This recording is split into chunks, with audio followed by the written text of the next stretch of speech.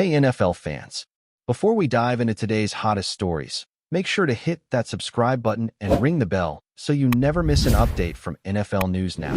Jalen Hurts continues to make NFL history, and at this point, it feels like every single week there's a new record, a new milestone, or a new reason to believe that the Philadelphia Eagles are flying higher than ever with him under center.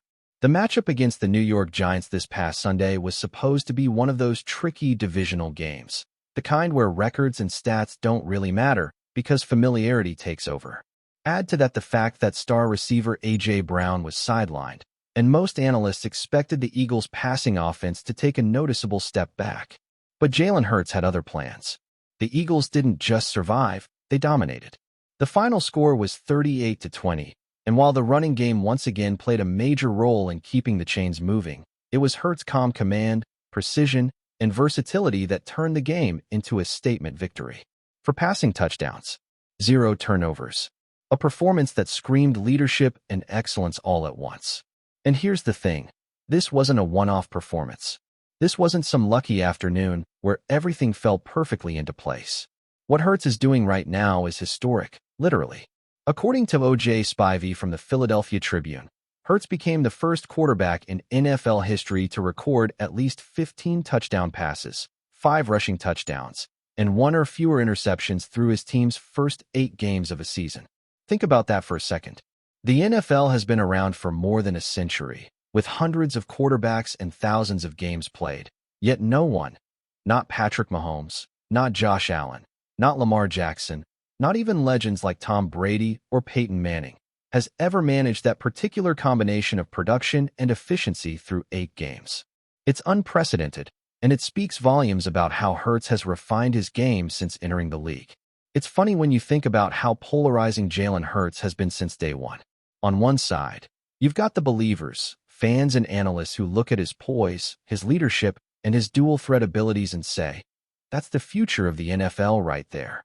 On the other side, there are still those who nitpick every throw, who doubt his ability to win games with his arm, who act like every incompletion is proof he's not elite. Yet, week after week, Hurts keeps proving them wrong. The guy just wins.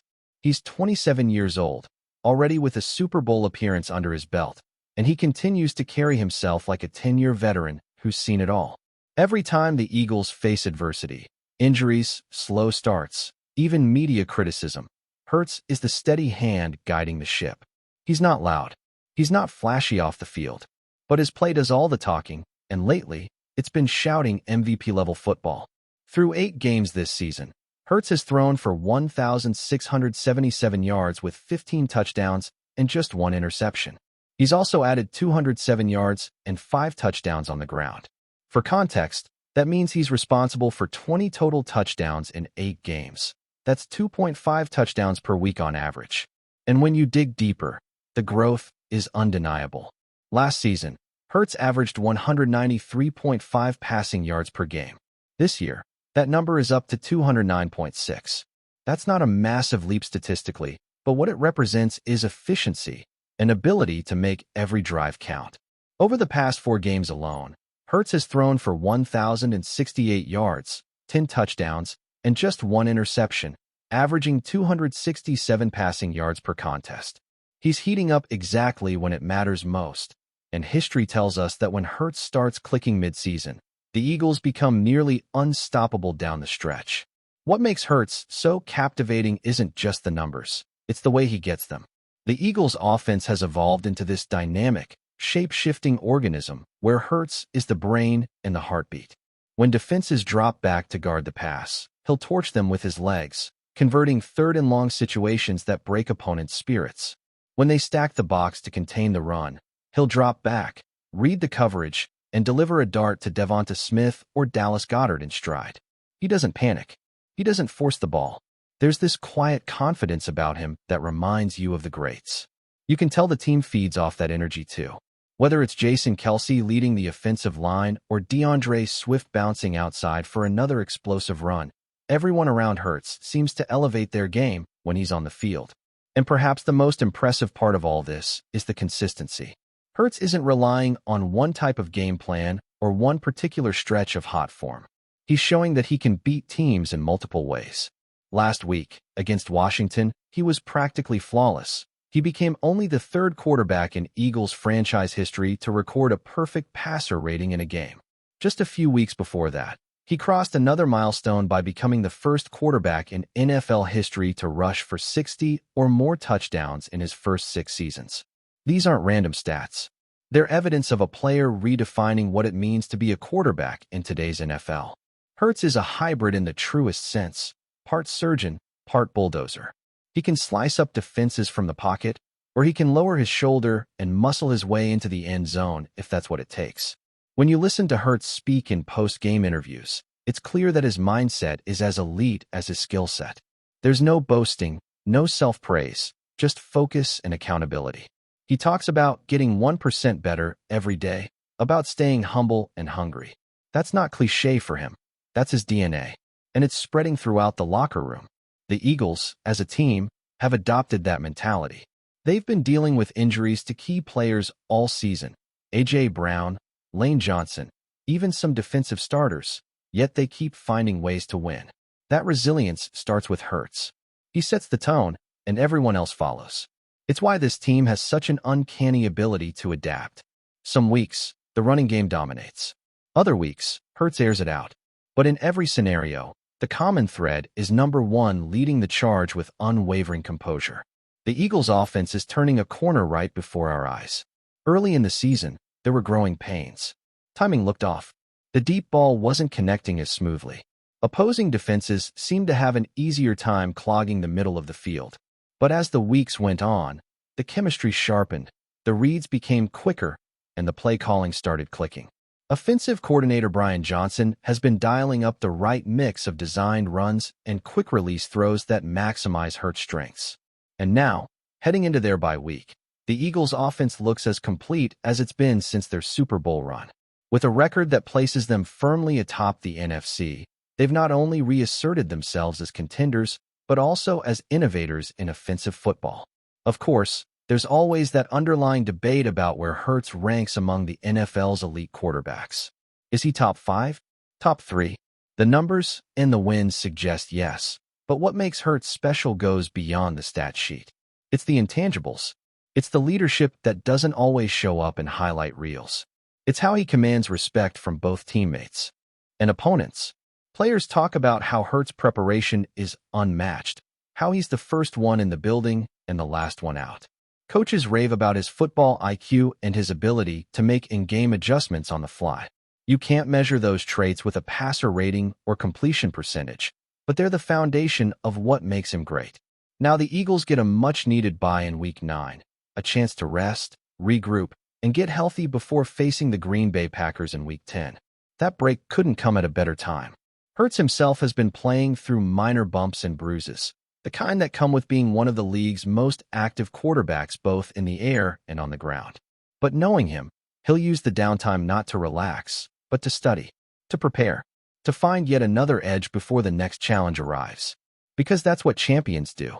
So, as we sit here halfway through the season, the MVP conversation is heating up, and Jalen Hurts' name deserves to be right at the center of it. He's not just putting up stats, he's rewriting record books. He's not just winning games. He's changing the way the position is played.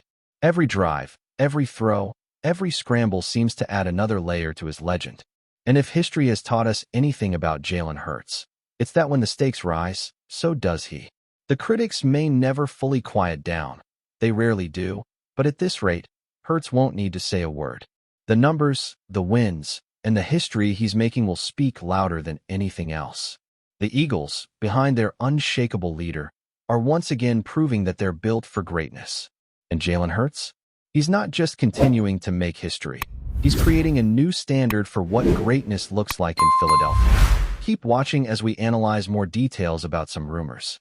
Alright guys, buckle up, because what's been coming out of the Philadelphia Eagles locker room over the past few days is nothing short of shocking. I mean, we've seen tension before, we've seen frustration boil over after a tough loss. But this time, it sounds like head coach Nick Sirianni absolutely lost it.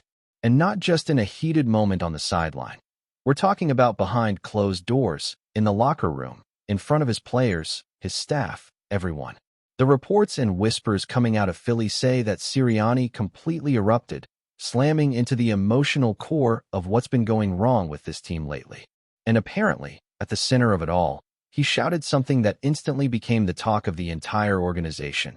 "I'm tired of pretending everything's fine." Yeah, that's what multiple people claim he said. And if that's true, it's a massive sign that things inside the Eagles building might be spiraling faster than anyone realized. So let's break this down, because this isn't just about a single outburst. This feels like the culmination of weeks, maybe months, of pressure, expectations, and disappointment building up until it finally exploded. People close to the team have been saying for a while now that the vibe inside that locker room hasn't been the same. You can just feel it when a team that used to move as one suddenly starts playing like 11 separate guys trying to survive on their own.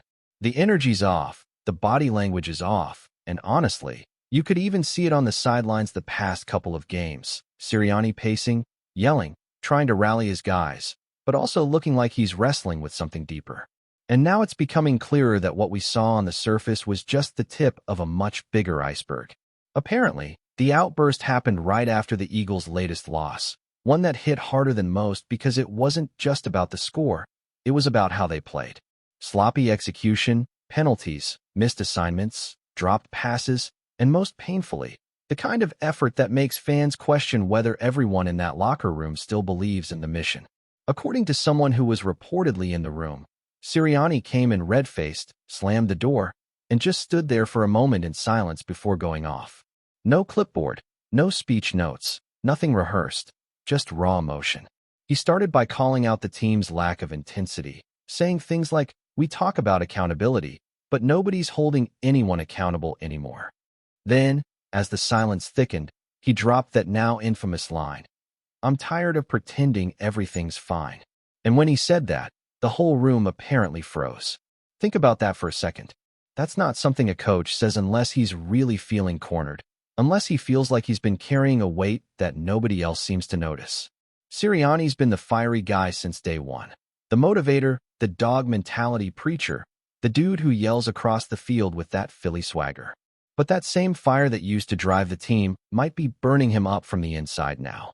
Because when you're expected to keep everyone believing, even when things start falling apart, that pressure can eat away at you. Some insiders are saying that he feels like parts of the locker room have tuned him out, that not everyone is buying into his message anymore. And if that's true, that's one of the worst feelings a head coach can have. Now, it's important to remember, this is still a rumor, right? Nothing official, no press release, no confirmation from the team. But the smoke is thick enough that you know something's burning. You've got players reportedly shaking their heads, some saying they've never seen Sirianni that angry, others whispering that it was a long time coming. And then there are those who are defending him, saying this was exactly what needed to happen, that the locker room had gotten too comfortable, too quiet, too fake. One source even said that a few veterans nodded when Sirianni exploded, as if to say, finally. Maybe this wasn't a meltdown at all. Maybe it was a wake-up call. Still, it's hard to ignore the timing of all this. The Eagles started the season with all the hype in the world, Super Bowl talk, MVP talk, revenge tour talk. On paper, they were loaded. But the cracks started showing early. Jalen Hurts hasn't looked like himself at times. The defense's communication has been all over the place, and the play calling. Let's just say it's been questioned by more than a few fans and analysts. And Sirianni, as the head coach, where's all of that? He's the one who has to answer the post-game questions with a calm face while the storm rages behind him.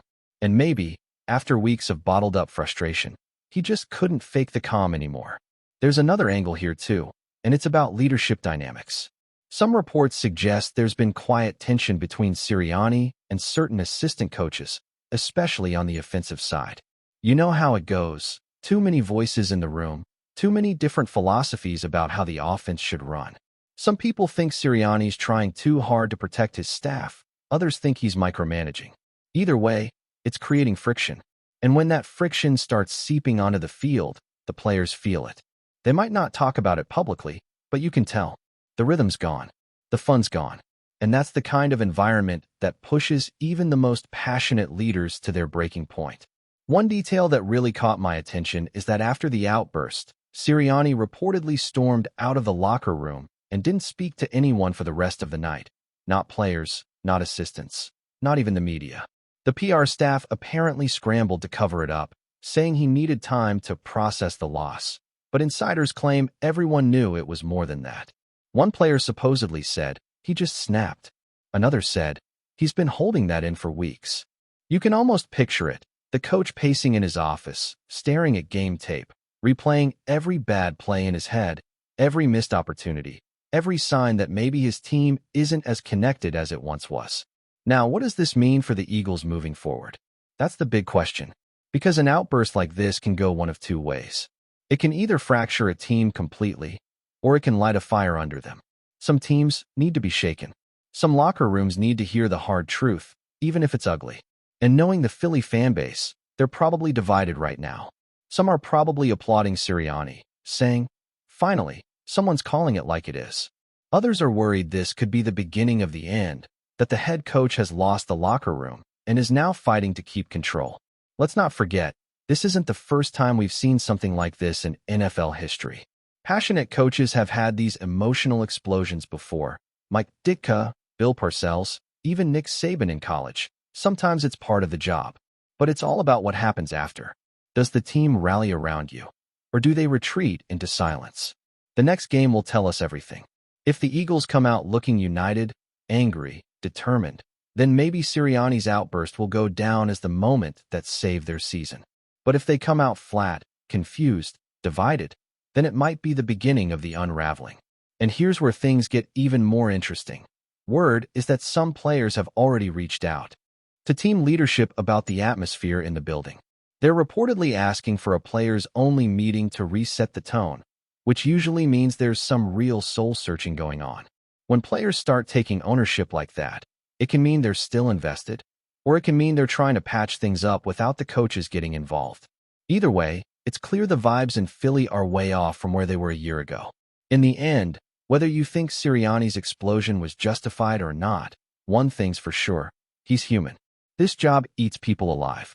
The expectations, the scrutiny, the constant balancing act between motivating, managing egos, and making split-second decisions that can define your career, it's a pressure cooker. And in Philly, that pressure's turned up to 11. So when a coach finally breaks the silence and says, "I'm tired of pretending everything's fine," maybe that's not a sign of weakness. Maybe it's the most honest thing anyone said in that building all season. Now, all eyes are on what happens next. Does the front office step in? Does Sirianni address the team publicly? Does anyone in the locker room step up and take responsibility? Because right now, this story isn't just about one emotional moment. It's about what that moment represents. It's about a team that's been holding itself together with tape and tough talk, finally confronting the truth. And if that truth hurts, maybe it needs to. Because sometimes, you can't fix what's broken until someone's brave enough to stop pretending it's not. Whatever happens, one thing's certain, this isn't the last we're going to hear about it. The rumor mill's already spinning at full speed, and with Philly being the sports town that it is, every word, every sidelong glance, every post-game quote will be dissected. But beneath all the noise, there's a deeper story unfolding. One about leadership, pressure, pride, and the breaking point that every team eventually faces. The only question now is whether this moment defines the end of something, or the start of a comeback that nobody saw coming. Thanks for watching. Don't forget to like this video and share it with your fellow NFL fans. Stay tuned for more updates, only here on NFL News Now.